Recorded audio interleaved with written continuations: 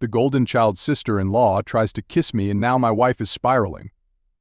As the title says, my wife's sister made a pass at me at a recent family gathering and I have no idea what to do.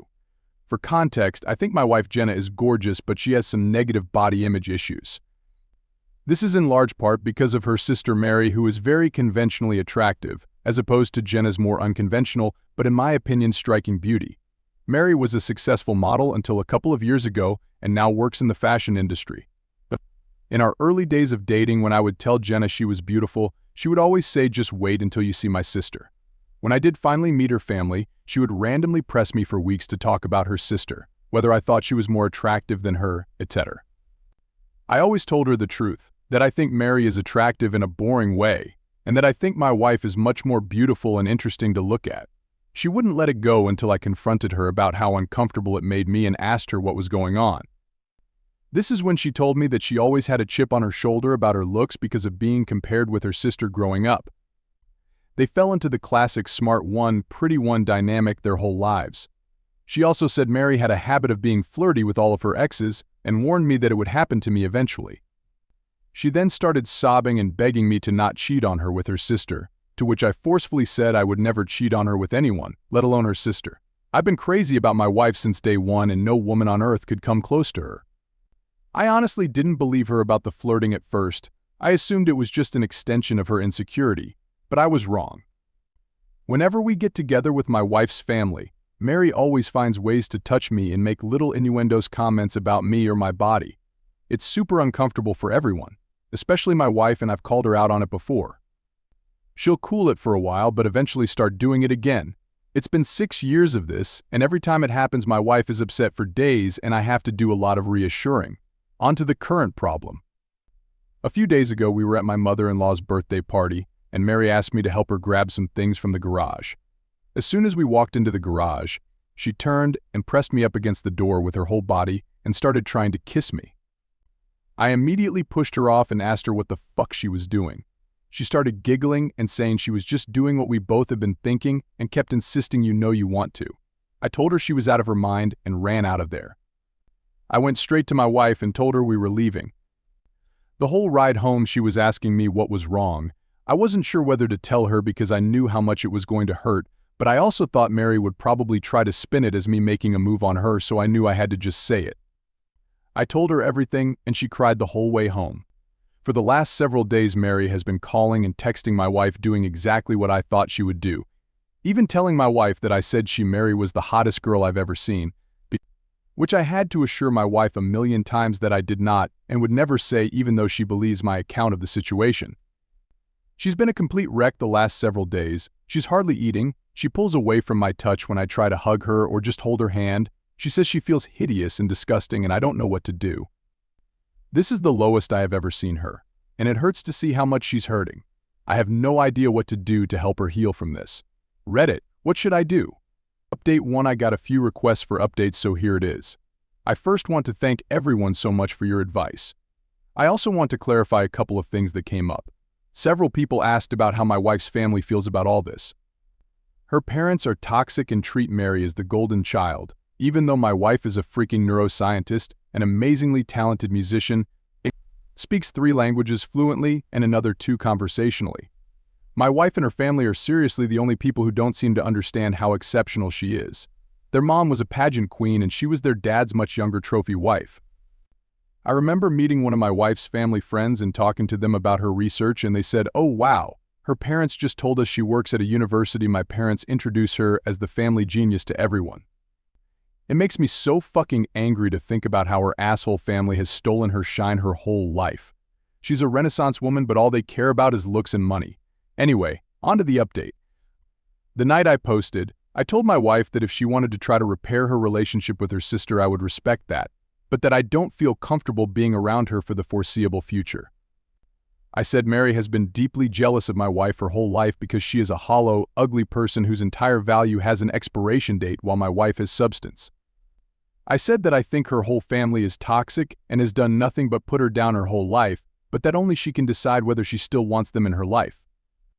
I also told my wife that while I don't blame her for her emotional reaction, her insecurity is something that she needs to work on for our relationship to be healthy.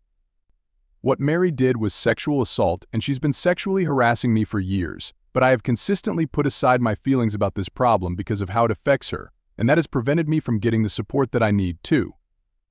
I told her that her reaction only served to punish herself and me for her sister's behavior, and there was no reason to give her that kind of power. I also told her something that a commenter said that resonated with me: the only people who have ever considered her second best are her and her family. Everyone else sees her for who she is. She was crying the whole time and agreed that she needed to go to therapy to work on her insecurity.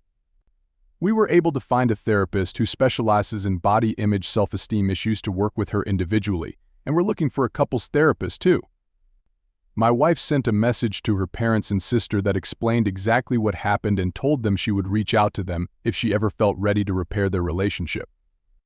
We blocked all of them everywhere, but Mary has of course been spamming my family and our friends with nonsense, claiming I attacked her, I'm a drug addict, I abuse my wife, all kinds of bullshit that thankfully nobody believes. My wife is still down in the dumps, but I can see that things are getting a little better. She's eating and sleeping more, and she's cuddling with me in the mornings again, which is nice. Now I'm planning a surprise getaway for us this weekend. We're going to one of our favorite places, and I'm going to wine and dine her and try to make her feel like the goddamn queen she is. I want to thank you all again for your help. You helped me understand the severity of the problem, and again, thanks for helping me connect with my feelings about all this. Update 2. My wife loved the getaway weekend. We had a blast, and by the end of it, she said she felt like herself again. For a few days after we got back, things were really quiet, so we were hopeful that Mary had finally given up, but I felt uneasy about it all. Many of you warned me that Mary would try to interfere with my work, and while I initially dismissed it, I figured I would reach out to my boss just in case. I've been working at the same company for almost 10 years, and she's heard me vent about Mary before, so I didn't have to explain too much. My boss just reassured me that she knew my real character and would let me know if Mary tried anything. As you predicted, Mary did try to contact my boss a couple of days later, and the following is a recounting of what my boss told me. Mary said that I needed to be fired because I was a predator and claimed to have proof that I assaulted her.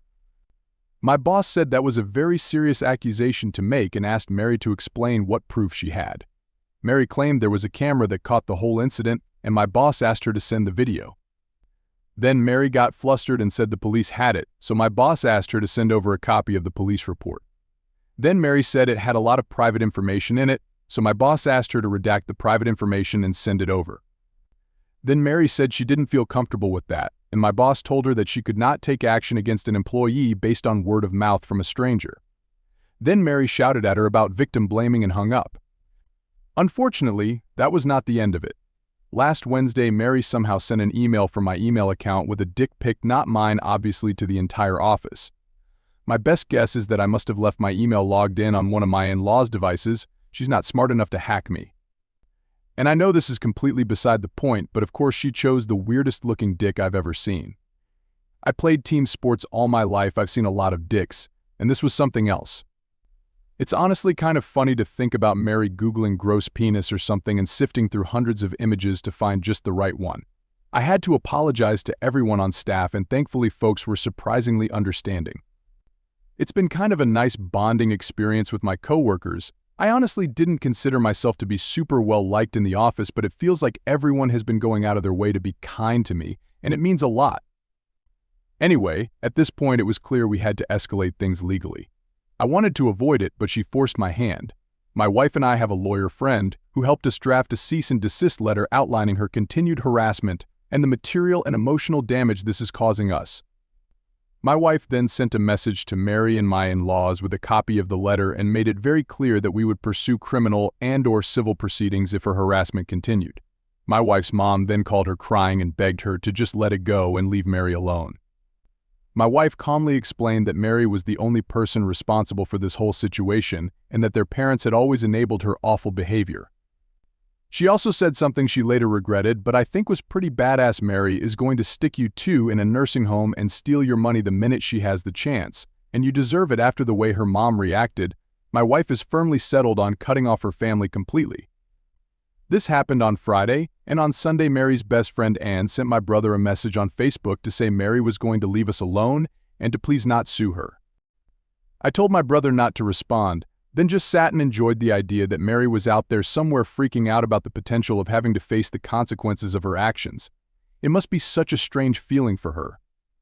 Since then, we haven't heard a peep from the grapevine. It feels like things are finally starting to go back to normal. My wife is starting therapy next week and will be starting couples therapy in a month or two. She wants to do some work on herself first. She's also taking a short leave from work to rest and recharge. I'm so proud of her for standing up for herself with her family and finally putting her mental health and well-being first. Thanks again to everyone who offered advice. This was a messy situation, but it definitely would have been messier without your help. Update 3. Mary and my in-laws have pretty much left us alone. My mother-in-law still tries to contact my wife now and then, but she's made it clear to her family that if the first words out of their mouths aren't, "I'm sorry," she isn't interested in a conversation. As you can see, the past 6 months have made my wife a badass. She has done some amazing work in therapy and her confidence is growing all the time. It's not just with her family, she's more comfortable asserting herself at work, with strangers, with friends, etc. She's even stopped putting up with some of my shit. To be fair, that shit is stuff like my leaving my socks everywhere around the house, but I'm seriously proud of her for telling me to cut it out. I'm becoming a more responsible and supportive partner because she's able to communicate her needs and expectations without feeling guilty about it. And I'm able to communicate things to her without intense emotions fully eclipsing the conversation. I didn't mention this in my earlier posts, but my wife does struggle with rejection sensitivity even outside of her family. Often if I brought up something that I felt needed to change, her emotional reaction to feeling like she did something wrong would be really intense, and instead of dealing with the problem, it would become about regulating her emotions. Now, my wife has really good coping tools that allow her to talk about the problem without thinking she is the problem. And the biggest update, she's pregnant. We have a baby girl due in February. I am shitting my pants with excitement. We are going to love her so much and teach her that she is more than her beauty. She's going to have happy parents who love each other and work through issues as a team. The toxic cycle will be broken. Jenna's family doesn't know and she's not sure if when she'll tell them, but if she does, there are going to be strong boundaries in place for how they can be a part of our daughter's life. And it'll start with family therapy. For now, she has one set of grandparents that will go to the end of the earth for her, and that's more than enough. My family has been incredible in their support, and they're so excited for us. Things are looking better than they ever have. That's all, folks. Thanks again for your support on this wild journey. Update 4. Jenna and I had our first daughter in February. She's amazing and we're doing great. We ended up moving away from Jenna's home state, New York, to mine, to be closer to my family, and they've been incredibly helpful with the baby. We have not seen Jenna's family since cutting contact and blocking them everywhere, and we didn't tell them about the baby. Yesterday we received a letter in the mail from my mother-in-law and father-in-law. No idea how they got our address. My father-in-law has been diagnosed with late-stage cancer and is being told he could be dead in weeks. In-laws went on about how sorry they were for the way they handled the situation with Mary. They also apologized for the way they've treated my wife her whole life. Again, check post history, but Mary was the golden child and Jenna was an afterthought despite being super accomplished. They ended by saying they recently heard about the baby through the grapevine and wanted to meet their grandchild. To me, the apology seemed genuine. They went into detail on what they did wrong, apologized, expressed remorse, and explained what they should have done differently. They said they hope to earn our forgiveness with time and were willing to do family therapy to heal our relationship. Jenna is not having it. She feels like it's too little too late and doesn't want to respond. She also suspects that they're lying about Phil's cancer and just want to pressure us into reconciliation so they can meet the baby. It seems ludicrous, but I guess I wouldn't put it past them. I want to respect my wife's feelings around this, but I'm worried that if the cancer is real, she may regret not taking this opportunity for reconciliation before he dies. I expressed this to her, but she is adamant and I haven't broached the topic since. My instinct is to wait a few more days until the shock wears off to talk about it again. I just don't know what the best way to approach it would be. I certainly don't want to force my wife to do anything she doesn't want to do, but I feel like she's not thinking clearly about this right now. It also must be noted that our baby is still struggling with sleep and we're both tired and emotional all the time, so I feel like this might be influencing how she feels about all this. What should I do here? Should I try again or just let it be? Update 5. First, my wife was right. The cancer story was bullshit. They were just trying to manipulate us. The same night I wrote my last post, I just let my wife know that I was here to listen if she wanted to talk about any of it, but that I would always support her no matter what she decided. She thanked me and I didn't bring it up again.